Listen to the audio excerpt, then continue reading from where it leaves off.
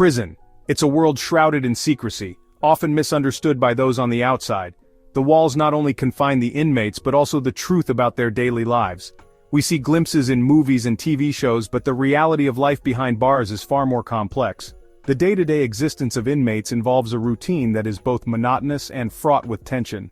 Both men's and women's prisons share the fundamental goal of confinement, but the experiences within these institutions differ greatly.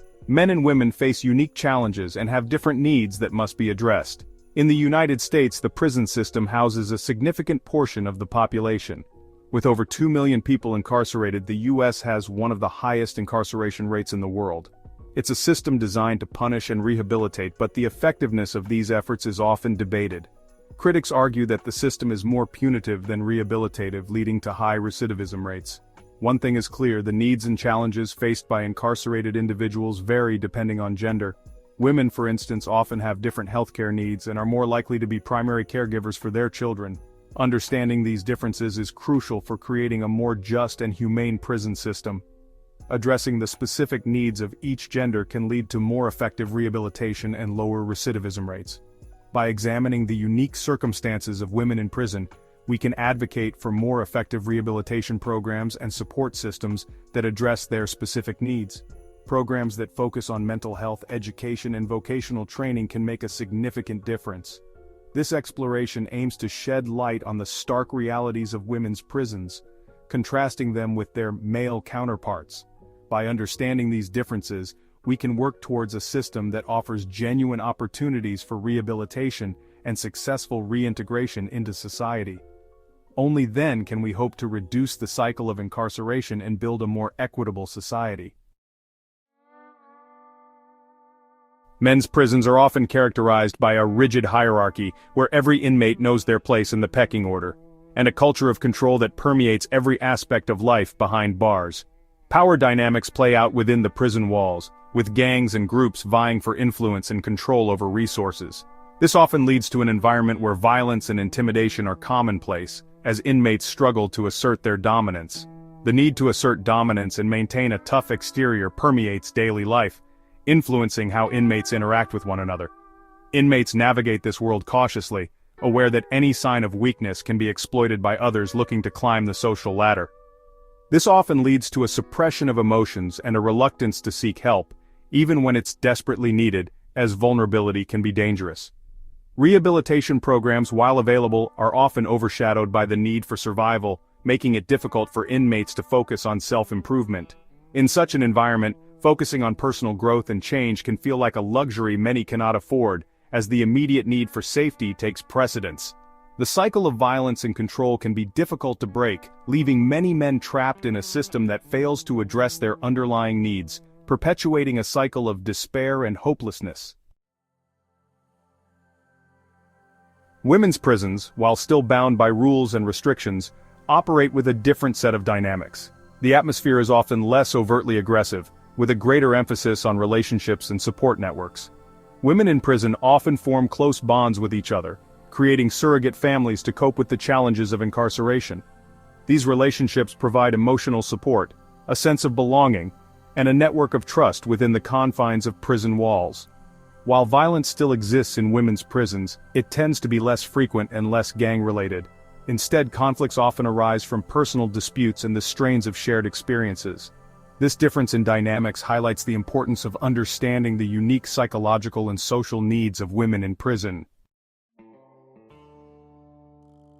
The physical structures of men's and women's prisons also reveal differences.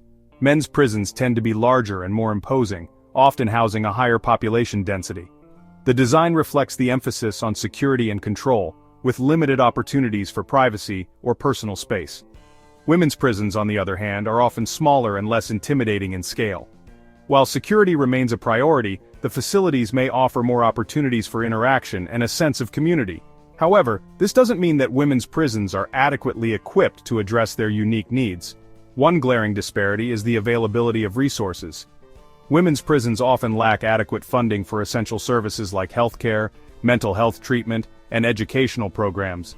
This disparity reflects a systemic bias that prioritizes punishment over rehabilitation, particularly when it comes to female offenders. Section 5. Tailoring treatment rehabilitation programs. Rehabilitation programs form a cornerstone of the criminal justice system, aiming to equip individuals with the skills and support they need to rebuild their lives after release. However, the types of programs offered often differ greatly between men's and women's prisons. Men's prisons typically focus on vocational training, anger management, and substance abuse treatment.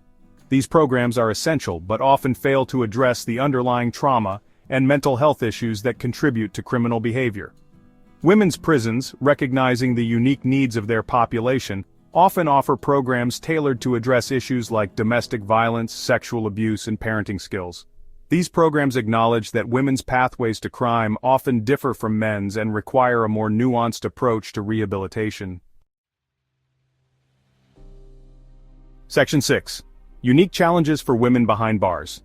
Incarceration presents a unique set of challenges for women, many of whom are mothers. Separation from children can be particularly devastating, leading to feelings of guilt, anxiety, and despair. Maintaining contact with family is crucial for women's well-being and their chances of successful reintegration into society. Furthermore, women in prison often have histories of physical and sexual abuse, trauma that requires specialized care and support. Unfortunately, many women's prisons lack the resources to adequately address these issues, leaving many to cope with their pasts without proper help. Pregnancy and childbirth also present significant challenges within the prison system. Access to prenatal care, childbirth options, and postpartum support can be limited, impacting both the mother and child's well-being. Section 7. By the numbers, statistics. Tell a story. Statistics paint a stark picture of the realities faced by women in prison. According to the Prison Policy Initiative, women are the fastest-growing segment of the incarcerated population in the United States. The majority of these women are incarcerated for nonviolent offenses, with drug-related crimes being the most common. Furthermore, a significant percentage of women in prison are mothers of minor children. The impact of their incarceration extends beyond prison walls, affecting families and communities for generations. These statistics highlight the urgent need for criminal justice reform that addresses the root causes of female incarceration and provides support for incarcerated mothers and their families. Section 8. Addressing unique needs, a glimmer of hope. Despite the challenges, there are glimmers of hope. In the midst of the harsh realities of prison life, small but significant changes are taking place. Organizations like the Women's Prison Association advocate for policies that support incarcerated women and their families. They work tirelessly to ensure that these women are not forgotten and that their voices are heard. They provide essential services such as legal aid, re-entry programs, and much-needed support for navigating the complex legal system. Additionally, they offer counseling for families affected by incarceration, helping to maintain and strengthen family bonds during these challenging times. Furthermore, some prisons are implementing innovative programs tailored to the needs of women. These programs are designed to address the unique challenges that female inmates face. These programs include trauma-informed care, parenting classes, and mental health support, recognizing the specific traumas and responsibilities that many women carry with them. Job training initiatives are also a key component, providing women with the skills and support they need to rebuild their lives and reintegrate into society successfully.